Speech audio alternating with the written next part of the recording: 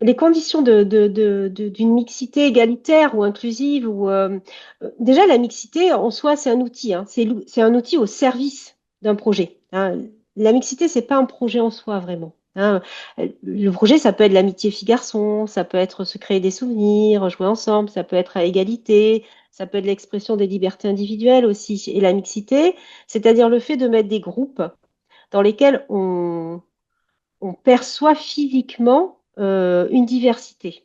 Donc qu'elle soit de sexe, qu'elle soit d'âge, qu'elle soit de couleur, enfin tout type de diversité finalement qu'on pourrait voir dans un rapport de force. Ça c'est important de le dire aussi parce que souvent on dit que la mixité, s'il y a une fille pour 10 garçons, ou s'il y a les deux grandes footballeuses de ma cour de récré qui ont le droit de jouer avec les 15 garçons super performants au foot, c'est pas mixte, hein.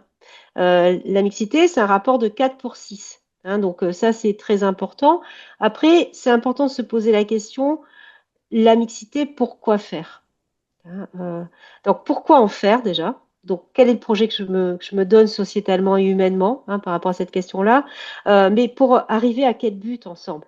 Hein, et donc, la mixité inclusive au sein de l'école, euh, pour la maintenir, il faut maintenir le projet collectif des adultes et il faut aussi s'arrêter de temps en temps. Il faut refotographier ces espaces, il faut expérimenter, il faut se tromper. Parce que l'expérimentation, c'est le droit à l'échec. Il faut en parler ensemble tout le temps. Il faut être attentif et attentive aux propos de l'insulte. Voilà, qu'est-ce qui se joue sur ces questions-là dans les enfants, dans leurs propres relations et organisations. Et puis prendre du recul et se dire, ah, attends, ça fait longtemps que j'ai pas regardé comment ça s'organisait cette cour. Ça fait longtemps que j'ai pas regardé si j'avais bien mes petites filles et mes petits garçons ensemble, etc. Et puis, surtout, c'est faire confiance aux enfants pour développer un esprit critique là-dessus, c'est-à-dire les interroger, avoir des débats en classe. Mais qu'est-ce qui se passe? Je ne comprends pas.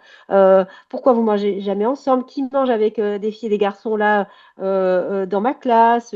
Parce que vous êtes face à une mixité, une parité captive, hein, qui est contrainte dans une classe.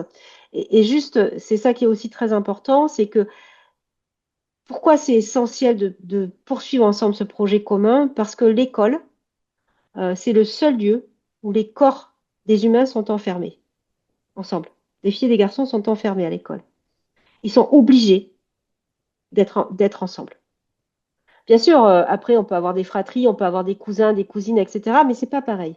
Là, vous passez enfin, peut-être 10 heures par jour dans lesquelles vous êtes avec l'autre et ça doit faire relation. Si ça ne fait pas relation, c'est qu'on a un problème et qu'on crée une société qui se sépare durablement, hein. Voilà. Donc, c'est regarder, c'est aussi se dire, est-ce que j'ai des filles et des garçons qui jouent ensemble, qui rient ensemble et qui mangent ensemble?